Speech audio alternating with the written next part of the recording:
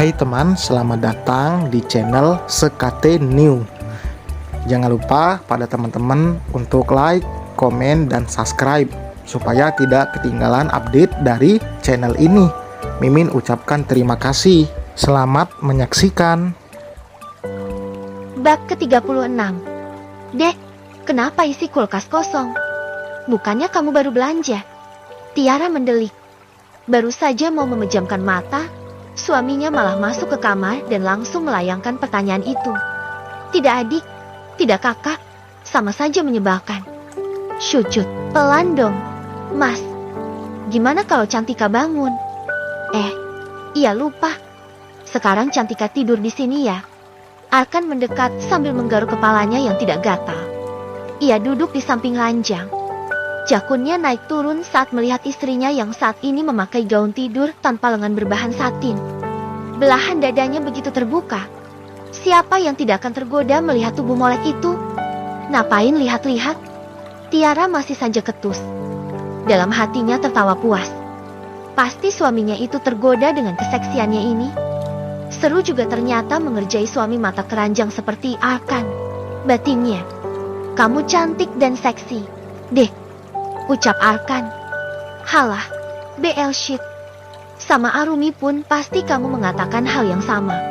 Lagian kamu kan tahu, aku lagi datang bulan. Jadi jangan harap bisa tidur di sini. Sempit juga karena ada Cantika. Arkan mengerucutkan bibirnya. Sudah sebulan lebih ia dan Tiara tidak berhubungan badan. Jujur saja, ia sangat merindukan istrinya yang agresif itu. Tiara memang sangat agresif jika urusan ranjang, berbeda dengan Arumi yang terlihat malu-malu. Tapi itu aja. Mungkin Tiara ingin memberikan yang terbaik untuk suaminya. Dan jujur saja, Arkan lebih puas bersama Tiara daripada dengan Arumi yang terasa begitu monoton. Namun sekarang, jangankan mendapatkan belayan dan servis dari istrinya. Didekati pun Tiara marah-marah terus. Terus kalau misalkan nanti kamu sudah selesai datang bulan, gimana kita melakukannya? Dek, masa Mas harus puasa terus untuk bisa bersama kamu? Pria itu mengeluh manja. Kekakuannya tentu saja membuat Tiara semakin muak. Jika dulu Tiara suka saat Arkan bermanja-manja padanya. Namun setelah mengetahui kebohongan suaminya yang ternyata sudah memiliki hubungan sejak lama dengan Arumi, tentu saja setiap yang dilakukan Arkan kini membuat Tiara jengah. Pondasi utama dalam sebuah rumah tangga adalah kepercayaan.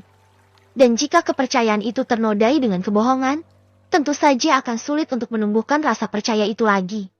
Tiara tidak akan mau luluh begitu saja dengan gombalan dan rayuan manis suaminya. Atau lebih tepatnya mantan suami karena sebentar lagi mereka akan bercerai. Itu sih derita kamu. Mas, kamu yang minta kamar Cantika buat istri kamu. Jadi ya kamu pikir sendirilah gimana caranya. Aku sih kalau kamu gak mendatangiku pun tidak masalah. Ucap Tiara sambil memainkan kuku-kukunya yang cantik. Ya gak maulah. Nanti Mas akan suruh Arumi tidur di kamar Mama saja kalau jatah Mas sama kamu. Gimana? Ih, ogah. Aku tidur di kamar bekas kamu sama Arumi. Nomor W ya. Mas, enak aja. Tiara bergidik. Membayangkannya saja sudah membuatnya jijik. Ya bukanlah, deh. Cantika yang akan tidur di sana.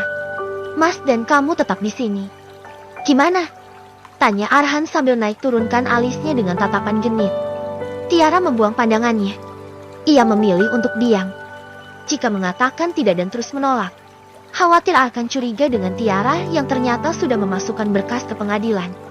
Tentu saja Tiara tidak mau sampai akan tahu sekarang. Karena jika akan tahu, pastinya semua akan dipersulit.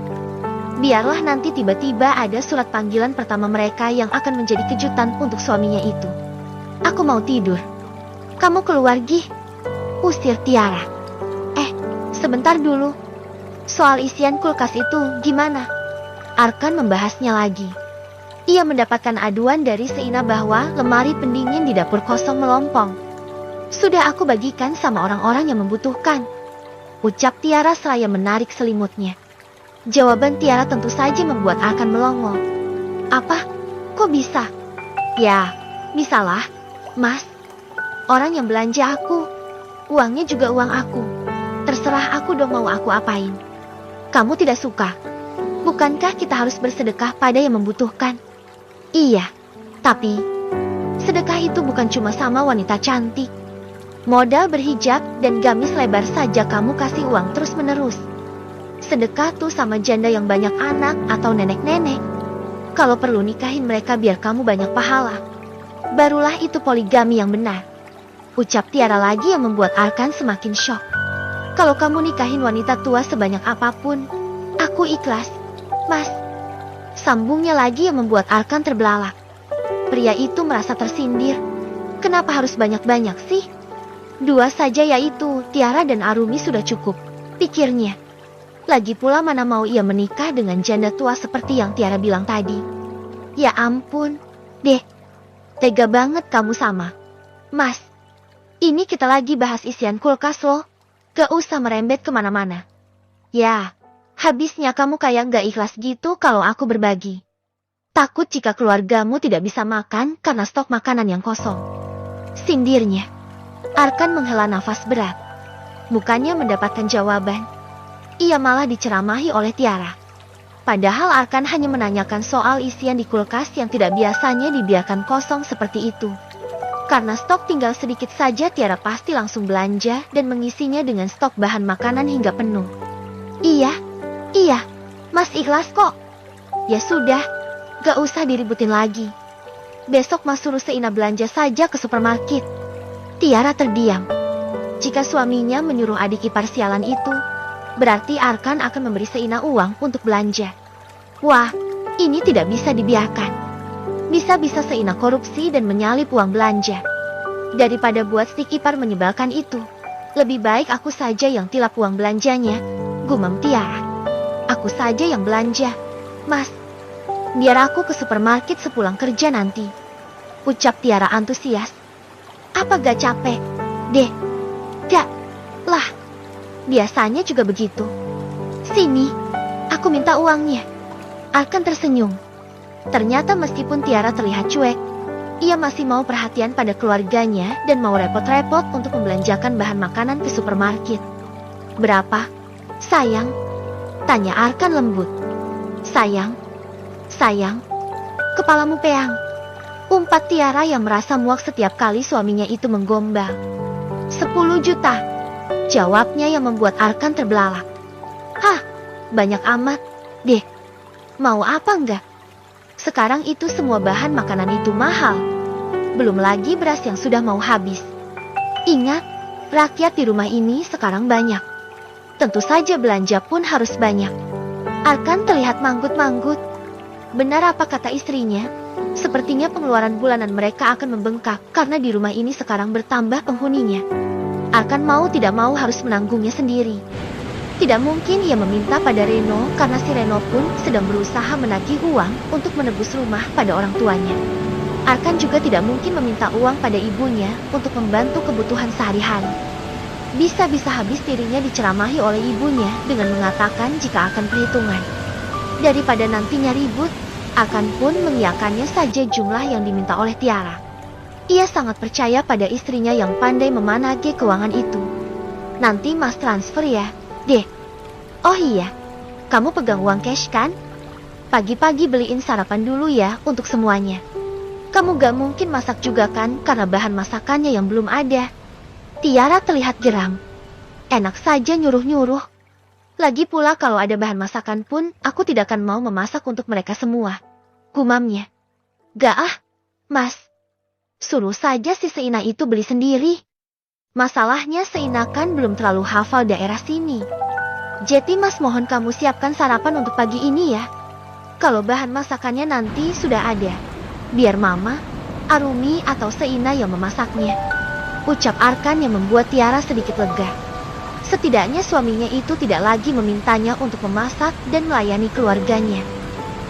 Baiklah. Tapi tolong tambah transferannya ya untuk mengganti beli sarapan besok pagi.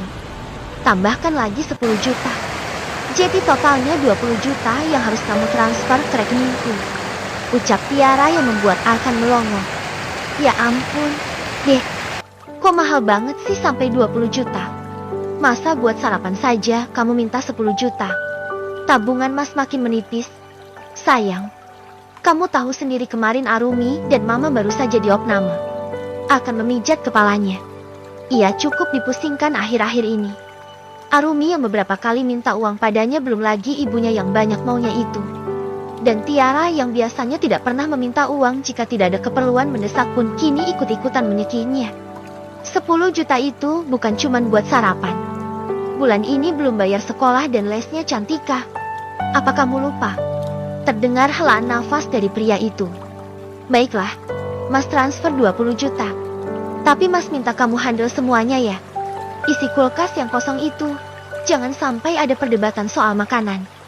Jangan mempermalukan Mas di hadapan keluarga Mas. Ya sayang. CKK, dasar. Maunya dipuji dan dianggap wow terus. Inilah definisi orang yang asal tekor yang penting kesohor. Gumam Tiara yang terlihat kesal dengan gaya hidup suaminya ini. Sepertinya aku harus pintar-pintar meminta uang pada Mas Arkan. Jika dulu aku selalu masa bodoh karena punya penghasilan sendiri. Tapi sekarang aku harus lebih gesit dan cerdik dari maduku itu. Jangan sampai dia minta uang terus sama Mas Arkan. Enak saja dapat Mas Arkan ketika sudah sukses seperti saat ini. Belum tahu aja dia jika dulu Mas Arkan hanya stok biasa yang gajinya pun masih terbilang kecil. Gumam Tiara yang tidak rela jika uang suaminya dihabiskan oleh para benalu itu. Dertit, dertit. Ketika Arkan baru saja selesai mengirim sejumlah uang melalui mobile banking di ponselnya, tiba-tiba benda pipi di tangannya itu bergetar. Arkan mengerutkan dahinya ketika melihat siapa yang menghubunginya malam-malam begini. Pak Lukas, ada apa ya? Tumben. Perasaan Arkan menjadi tidak enak. Ia pun segera mengangkat panggilan yang ternyata dari owner perusahaan yang ia pimpin. Tiara yang juga penasaran mengapa pamannya Yuna menghubungi Arkan, mulai menajamkan pendengarannya. Penasaran apa yang akan dibicarakan oleh pemilik perusahaan Lucas Company itu. Halo. Ya, selamat malam, Pak. Besok, jam 8? Oke, Pak. Baik, baik. Saya pasti on time. Iya, Pak. Sampai jumpa. Arkan menurut panggilan tersebut. Wajahnya terlihat gelisah. Ada apa, Mas? Tanya Tiara penasaran. Itu, Pak Lukas. Besok minta ketemuan pagi-pagi. Aneh sekali. Pak Lukas jarang ke kantor jika tidak ada hal yang penting. Kira-kira ada apa ya? Mau mecat kamu kali? Mas. Gumam Tiara tersenyum tipis tanpa bertanya apapun lagi pada suaminya. Dalam hatinya bergumam. Apa si Junjun sudah bertindak tanpa memberitahuku terlebih dahulu? Apa yang dia lakukan sehingga Paman Lukas memanggil Mas Arkan ke kantor? Aku jadi penasaran. Bersambung.